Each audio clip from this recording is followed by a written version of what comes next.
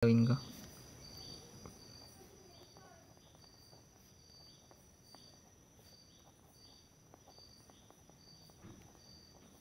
So basically, hindi naman to nakakalito. Kung marunong ka mag square, chuchu, and so on.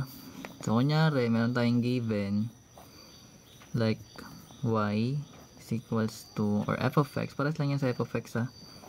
So let's say equals, naring given natin, basic lang muna, 2x plus 1, kunyari 2x plus 1 lang yung given. Kaya nga, so pag kinuha natin yung derivative nito, ano magiging sagot mo?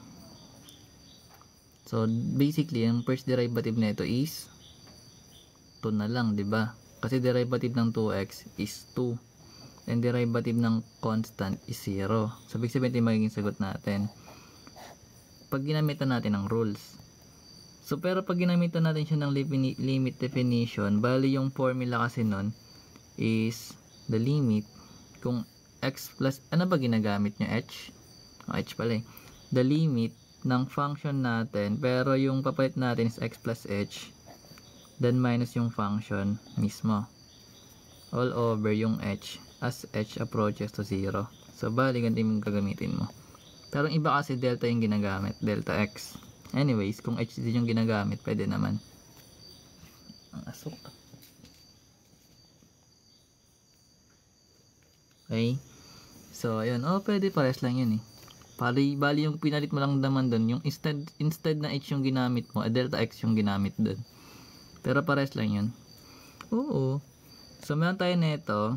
So ibig sabihin meron tayong limit as h approaches to 0. Yung f of x plus h natin, lahat ng variable x natin dito, papalitan natin ng x plus h. So meron tayong 2, meron tayong variable x, papalitan natin siya ng x plus h.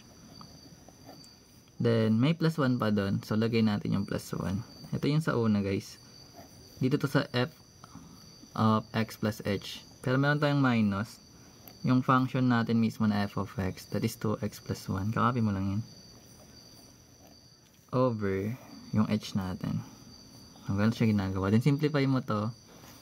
So magiging 2 times x, magiging 2x. Then 2 times h, that is 2h. Then plus 1. Then minus, ito naman, distribute na lang, syempre. Negative times 2x, that is negative 2x. Then negative times positive is negative. So magiging negative 1 yan. All over yung h. So pwede ka na mag-cancel.